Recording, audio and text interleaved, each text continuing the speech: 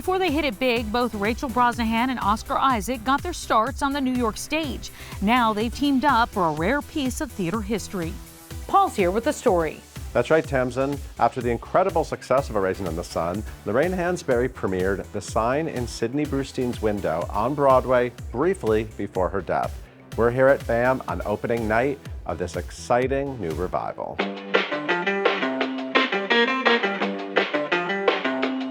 Oscar, I'm so glad you're back on stage. You know, I always think of you as a theater person, no matter what you do. You can be in Star Wars, Saving the Galaxy, but to me, you're still a theater guy. Is that how you think of yourself? Yeah, I mean, that's where I first started. You know, I'm a creature of the stage, and I always feel the pull to come back, and particularly when there's something really exciting or different or new, a new challenge to undertake.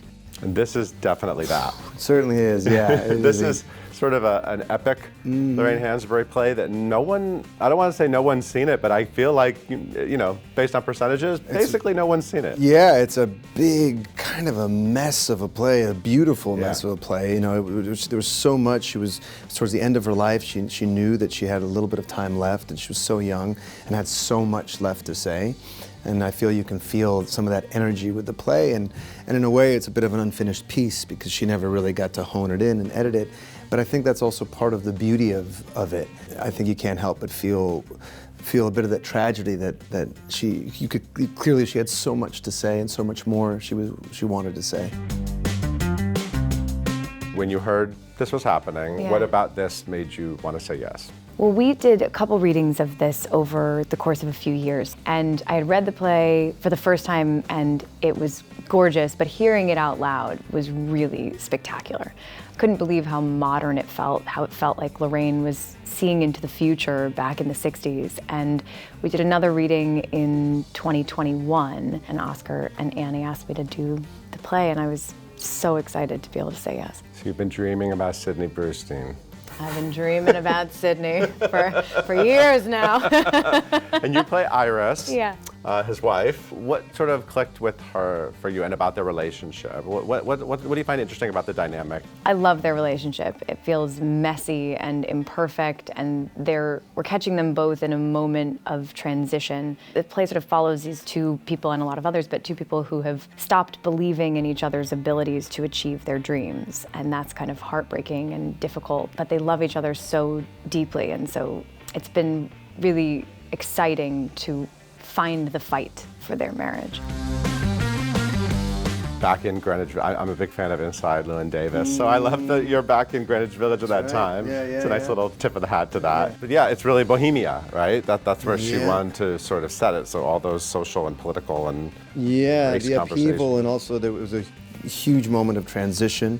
You know, the civil rights movement was about to break open, the psychedelic movement was about to happen, Dylan was about to plug in and go electric, so this was the end of an era. It was like the transition, like the reptile with the mammalian jaw, you know, it was like coming out of something was growing and something was happening, and she was writing about what she knew. That's where she was living. She was writing about her friends, people, similarly to what's happening now, you know, people that are burnt out as well, politically, with all the upheaval, not really knowing what to do. There is a big push to withdraw and just focus on the self. And this is kind of a call to continue to feel, to continue to put yourself out there, to continue to engage however one can. And you play Sydney. He's sort of at the pinnacle of all that change, right? Yeah. It sounds like he's on his own journey that's maybe pushing against what's happening outside his door, or? Yeah, to a certain extent. It's like, you know, this is this kind of center point where all these things are converging, different ideas of the world, his marriage, which is, you know, kind of the central pillar of the whole thing. Identity is a huge part of this, you know, the sense of who Sydney feels these people are and how they're evolving and showing themselves to be different from whatever definition he had given them. So it's a reckoning that's happening. As a real theater fan, this had always been this fascinating play. Whenever I read about Lorraine Hansberry, I was just like, okay, I've seen Raisin in the Sun regularly, and then nobody does this play. I have to say I'm really shocked that even being a theater enthusiast, a theater practitioner, a theater whatever, that you know this play.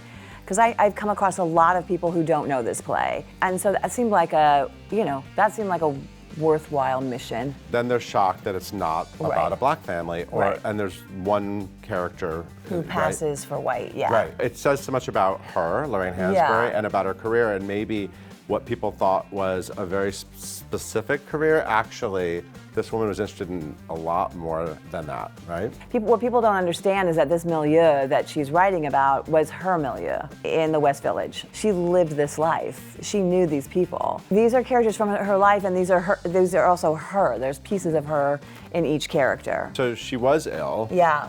She died very short, a couple days after it closed. Had a very short run on Broadway. Yes. How do you think that informs this play? I like to think that this play is so ambitious and has so much to say because she sort of knew, but who the hell knows? Who knows? You know? It's very easy for us to say that. Yeah, it's very easy, and I think it makes me as a mere human feel better because it's, that like, oh my God, she had this mission that she had to get everything out.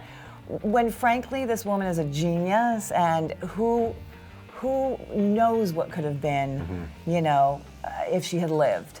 But I really thank God that she got this out. Lorraine Hansberry wrote this play. What do you love about her and about her talents and about her story and about the stories she wanted to tell? Because she was dying when she wrote this play, there's so much of her voice and her questions about the world around her and her philosophy about what it means to be a person moving through the world, a queer woman, a queer black woman, an artist that filters through all these different characters in different ways. I think the thing I love about her the most is that she believed deeply in people's ability to change, and that she was frustrated with her fellow artists and many of her fellow playwrights for giving over to what she felt like was despair about the world around them and making art that felt like it was purposeless in some way, and just sort of giving into that idea rather than trying to move things and change things and infuse energy into the issues ahead of them. And finally, you've spent a lot of time on the set of TV shows like Mrs. Maisel. Doing a play, now that you're in this run, what's that experience like as opposed to other parts of your career, and what do you cherish about it? I love how alive it is, how electric it is to be on stage and be in conversation with an audience every night. This play in particular, it's a beast of a play, and it feels like it's constantly in motion, even though obviously we've worked for a number of weeks now to have a foundation underneath us. Oscar said the other night, it feels like we're just trying to catch a wave and see if we can ride it tonight and where we can pick it back up. And it's been so fun to get to tackle this every night and see how it evolves.